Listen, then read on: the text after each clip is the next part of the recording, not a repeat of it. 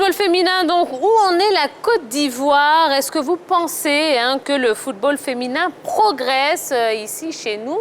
C'est une question qu'on a posée sur la page Facebook de la 3.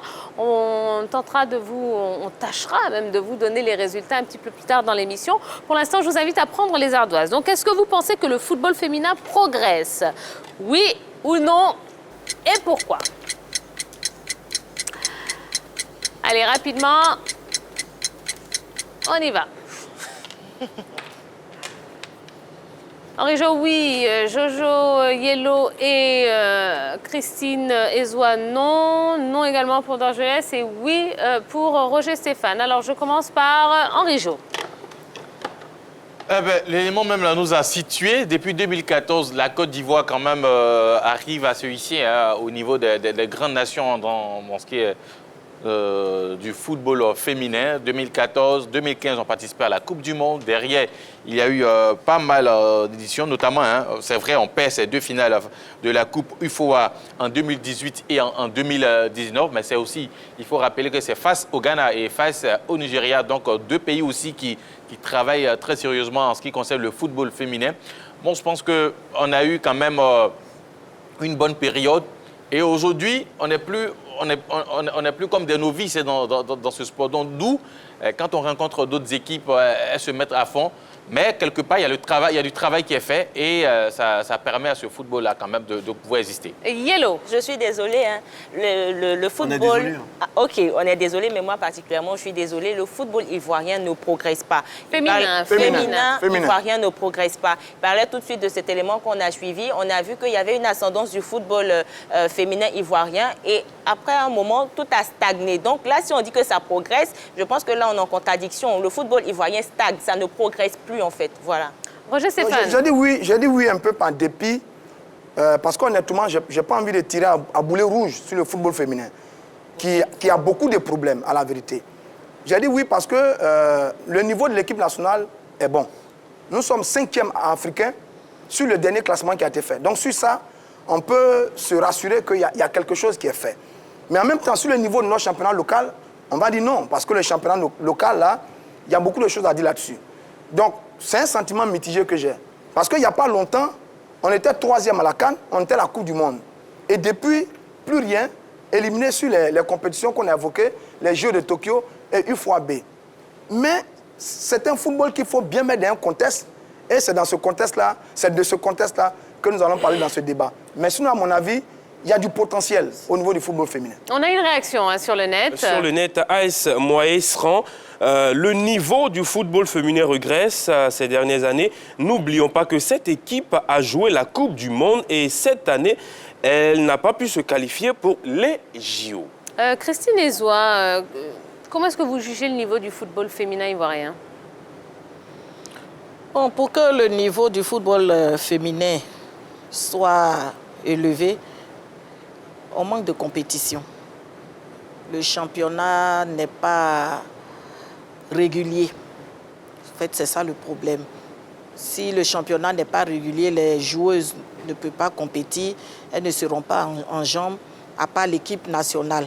Quand les éliminatoires commencent, il y a un regroupement pour l'équipe nationale. Mais ces joueuses-là, elles quittent dans les autres clubs pour venir à l'équipe nationale. Mais si là-bas, elles ne s'entraînent pas, ça ne peut pas avancer. Donc pour vous, le niveau est quand même assez bas? Assez bas. D'accord. Oui. Jojo? Il n'y a même pas de publicité autour. Tout le monde se fixe sur le football masculin, mais le football féminin est dépayé. Bon, est laissé pour compte. Moi, franchement, je ne savais même pas qu'il y avait une équipe de football féminin, mais c'est parce que je suis un amoureux du sport, du foot, que j'ai cherché de moi-même. Sinon, à la télé, franchement, c'est maintenant, on voit des gens prendre le football féminin en compte, filmer, tout ça.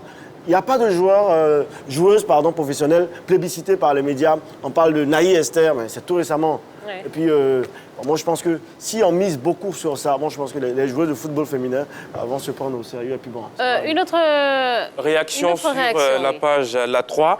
Big Boss Corché. Malheureusement, non. Au regard de notre championnat, il faudrait songer à imposer à chaque club une équipe féminine en augmentant la subvention. Henri-Joël. Alors, tout à l'heure, mes camarades évoquaient, bon, surtout l'internaute aussi évoquait la non-qualification de l'équipe nationale aux Jeux Olympiques. Mais il faut rappeler quand même les contextes dans lesquels nous avons joué.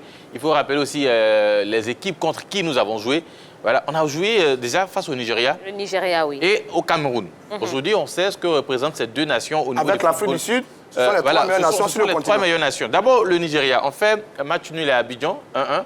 Et on va s'imposer du côté du Nigeria pour se qualifier. Ensuite, face au Cameroun, moi, je dirais on a manqué d'expérience parce qu'on était, à un match nul qui qualifiait la Côte d'Ivoire. Et c'est dans les derniers instants que les Camerounais ont pu inscrire ce but-là qui les qualifie pour les JO. Oui. D'où je dis que cette équipe ivoirienne, c'est vrai, il y a eu un moment, il y avait de l'embellie. Actuellement, on continue sur ce qu'on a eu comme acquis en ce qui concerne nos lauriers, si je peux dire ça comme cela, les petites médailles, notamment les médailles de bronze et les médailles d'argent au tournoi UFOA. Mais on continue de travailler, d'où mon impression de voir progresser ce football au niveau de la Côte d'Ivoire. Vous n'êtes pas d'accord? Non, donc par rapport à ce que Henri Jo dit, il y a lieu de dire que l'équipe ne progresse pas. Parce que si on fait une comparaison par rapport avec le Cameroun, avec l'Afrique du Sud, avec le Nigeria, c'est dire que là-bas, il y a un travail qui s'abat et l'équipe avance. Mais quand nous, on voit notre équipe et nos différents clubs, il n'y a pas de travail qui se fait véritablement. Donc, il y a lieu de dire que notre équipe ou nos équipes ne progressent pas. Non, le constat est réel. Sur ce qu'elle dit, on peut faire ce constat. Parce que, mais quand même, le Nigeria, le Cameroun et l'Afrique du Sud sont les meilleures nations sur le continent. Nous, on a été 3e à la CAN, et puis on peut en aller à la Coupe du Monde. Mais sur la durée, c'est les meilleurs, surtout le Nigeria. Et nous, actuellement, c'est le Cameroun qui voilà. Et nous, ce qu'il faut constater, c'est qu'il y a un effort qui est fait pour maintenir cette équipe à flot. Parce que quel est le suivi qui est fait sur nos joueuses en international? Quel est le suivi qui est fait sur nos joueuses, sur le plan local par rapport au championnat? Et les conditions dans lesquelles se prépare l'équipe nationale. Allez poser la question à Touré Clémentine. Est-il le diable à la queue? Oui. C'est au bout de 1000, je ne sais pas combien de sacrifices, qu'elle arrive à maintenir ce flot. À partir de ce moment-là, on va peut-être indexer la fédération et l'État sur les efforts à fournir. Mais je dis, sur le sacrifice qui est fait, oui, il y a un effort constant qui est fait pour maintenir cette équipe à flot. Et ça, c'est encouragé. D'autres réactions, hein? Oui, Cash Warel Lokpayi, il nous dit... On ne sait même pas si le football féminin en Côte d'Ivoire progresse. C'est très nul. On ne voit même pas. Alors, justement, Madame Ezoua, dans quel état est-ce que vous avez laissé le football féminin avant de quitter la commission? Avant de quitter la commission, on était en plein championnat et on avait arrêté. Le championnat était arrêté pendant un moment. Et c'est sur ça que moi, je suis partie. Quelles sont les raisons de cet arrêt? Bon... Le président de club ne voulait pas jouer parce qu'il y avait des arriérés de subventions. Voilà. Et on avait essayé de négocier avec eux, de reprendre. Et la fédération avait décidé de faire quelque chose. Effectivement, après, ils ont fait quelque chose pour que la compétition reprenne. Voilà. Comment vous vivez le 8 mars, la journée mondiale de la femme, des droits de la femme? Comment est-ce que le football féminin... C'est très important. J'ai bien vécu ça hier, parce que c'était mon jour. Et je suis allée à l'église pour aller louer Dieu. Voilà le visage du football féminin en ce moment, le vrai visage du football féminin. Manque de moyens financiers. Il n'y a pas de moyens. Les équipes ont des problèmes. Il y a 2 ans, comme elle dit, le championnat a été interrompu.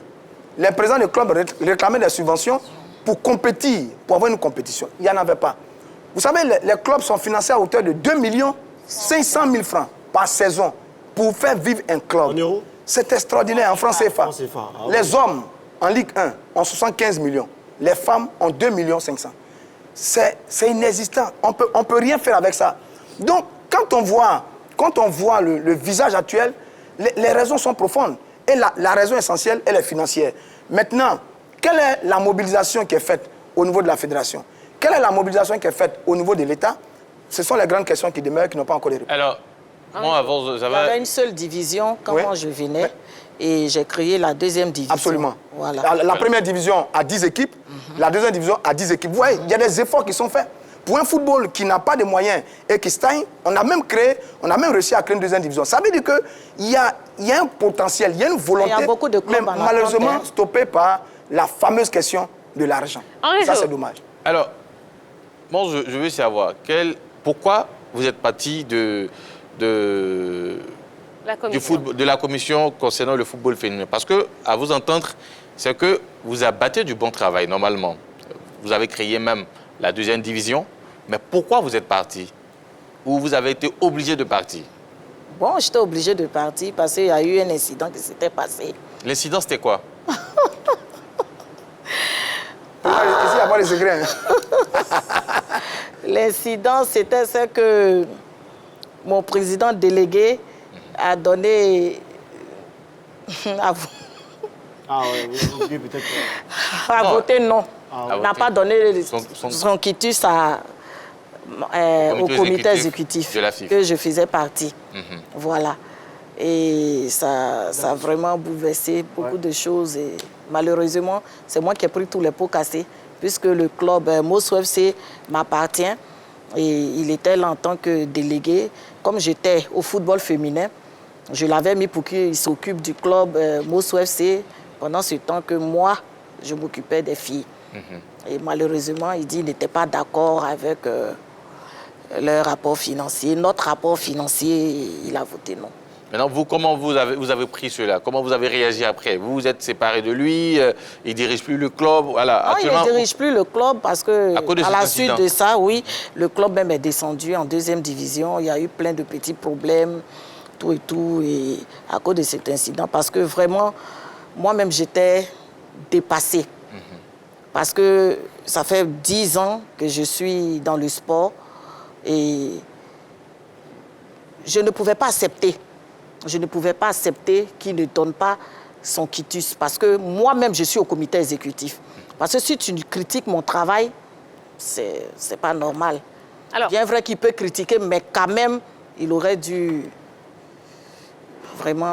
On va en revenir au football féminin, si vous voulez bien, Yellow. Présidente, alors, quand vous étiez à la tête du football féminin, est-ce que vous avez créé des occasions pour que des sponsors puissent se rattacher au football féminin? Par exemple, en Tanzanie, on a une compagnie minière qui sponsorise le football féminin. Est-ce que vous avez créé des occasions pour avoir un sponsor? Bon, on travaillait, moi et ma commission, pour chercher à aller vers certains sponsors, pour certaines sociétés, certaines entreprises, pour pouvoir discuter avec eux. On avait même commencé à faire des courriers, tout, et puis malheureusement... Alors aujourd'hui, il y a les instances du football, la FIFA et la CAF qui ont décidé d'investir justement pour le développement du football féminin. Qu'est-ce que vous en pensez ici autour de la table? C'est l'une des solutions. C'est l'une des solutions. C'est très bon. Je pense qu'avec ça, le football ivoirien féminin va avancer. Va rebondir parce qu'après, une subvention qui tourne autour de 2 millions, moi je pense que même moi-même personnellement, 2 millions, ça peut bien me faire. Et puis une équipe, comprenez, c'est compliqué, oui. Excusez-nous, Monsieur Dangelès. Il faut repenser, pour moi, il faut repenser le football féminin. Et puis les femmes, ils payent les mêmes adhésions que nous, que les hommes. Voilà, c'est les mêmes dépenses, mais c'est pas au niveau de la subvention. Henri Joël, s'il vous plaît. Après la question de Yellow, elle nous disait qu'il y avait des démarches qui ont été entreprises pour attirer des sponsors dans le football féminin. Et son départ n'était pas de sa volonté, donc elle a été en quelque sorte, elle a subi ce que son président délégué a fait. Donc aimant, à mon avis, toujours le football féminin, pourquoi vous n'êtes pas resté pour apporter votre soutien, votre expertise? Pourquoi vous n'avez pas continué avec, puisque Mme Ginette Rose qui dirige actuellement, vous l'appelez votre maman, pourquoi vous n'avez pas continué à l'aider dans Après ça, dans moi, cette j'ai perdu mon père. J'ai perdu mon père et vraiment, merci, j'étais en plein funérailles parce que mon père est décédé en novembre, c'était en mai que l'incident s'est passé. Et après ça, vraiment, j'avais beaucoup mal et puis il y a eu la maladie de mon père, tout ça. Donc, c'est maintenant que le président a dit d'essayer de me rapprocher un peu. J'ai dit, bon, je verrai. Sinon, ce n'est pas parce que je ne veux plus. Je peux m'approcher de Ginette Ross pour essayer de travailler avec elle si elle le veut bien. Sinon, je n'ai pas de souci à ça. Alors, en quelques mots, hein, très très court, quelles sont les solutions pour vous, pour développer véritablement le football féminin? Moi, je pense que pour développer véritablement le football féminin, il faut des sponsors. Il faut qu'on ait des sponsors. Il faut qu'on fasse de la publicité. Parce qu'il y a beaucoup d'hommes qui ne savent pas qu'on a une équipe féminine. C'est dramatique. Oui. Il faut qu'on fasse de la manière qu'on fait pour les hommes, là. Il faut qu'on fasse ça pour nous aussi. On fasse des publicités autour de nous. On s'occupe de nous. Oui. Parce que s'il n'y a pas de compétition, il n'y a pas de championnat, ce n'est pas la peine. Oui. Et Clémentine a fait beaucoup d'efforts. Non, je laisse. Oui, je vais donner quelques stats du football féminin ici en Côte d'Ivoire, en quelques chiffres. Premier match, c'était le 1er juin 1988. Pays-Bas 3, Côte d'Ivoire 0. Plus large victoire, c'était en 26 mai 2012. Côte d'Ivoire 7, Mozambique 0. Et puis, on s'est fait laminer par l'Allemagne 10-0 en 2015. Une participation à la Coupe du Monde en 2015, Coupe d'Afrique des Nations, 2 participations, 3e en 2014 et puis Jeux africains, 3e en 2015 pour notre sélection nationale. Alors, pour développer le football féminin en Côte d'Ivoire, moi, je dirais d'abord, ça passe, tout comme le football masculin, ça passe par la formation. Ça, c'est un. Récemment, nous avons vu l'équipe du Racing Club d'Abidjan qui avait ouvert une académie pour accueillir les filles. Moi, je pense que tous les clubs en Côte d'Ivoire devraient suivre l'exemple du Racing Club. Mais ça passe aussi par les moyens. C'est vrai, on peut avoir la volonté de créer ces centres de formation. Mais pour les animer, pour les financer, il faut des moyens. Donc d'abord, une volonté, une bonne politique de développement autour de ce football-là. Aussi, quand il y a une bonne politique, forcément, derrière, il faut suivre aussi au niveau de la gestion afin que ceux qui vont injecter de l'argent puissent avoir le courage de le faire. Parce qu'on ne peut pas venir mettre de l'argent dans un projet et derrière ne pas avoir de suivi, tout et tout. Donc, il faut vraiment de la volonté, de la formation. Je pense qu'à ce prix-là, ça peut être intéressant, mais ça ne sera pas des résultats à court terme. À court terme, alors, ça va prendre du temps. D'accord, très bien. Madame Mezoua, aujourd'hui, donc avec Mossou, hein, vous êtes en Ligue 2, ça ne va pas très fort. Oui. Quels sont comment est-ce que vous appréhendez la fin de la saison, là? En tout cas, ce n'est pas facile parce que d'abord, c'est les moyens. Oui. Je n'ai pas de sponsor et je suis seule à tout faire. Mais je me bats, je ferai tout pour me maintenir et préparer la saison prochaine. D'accord. Voilà. En tout cas, c'est tout ce qu'on vous souhaite. Merci beaucoup. Il y avait un truc à lui dire. Si ça ne dure pas... Est-ce que la présidente pense que le changement climatique a un rapport avec votre équipe, avec la descente en deuxième division? Non, pas du tout. Rien à voir avec le changement climatique? Bon, eh bien, très bien. Voilà, merci beaucoup, hein, Madame Mezoua. Oui, il est déjà l'heure pour nous de rendre l'antenne. On a passé un très bon moment. Merci. Merci, vous revenez quand vous voulez, ici sur le plateau de la Grande Tire. Il n'y a pas de souci. Oui. Merci beaucoup.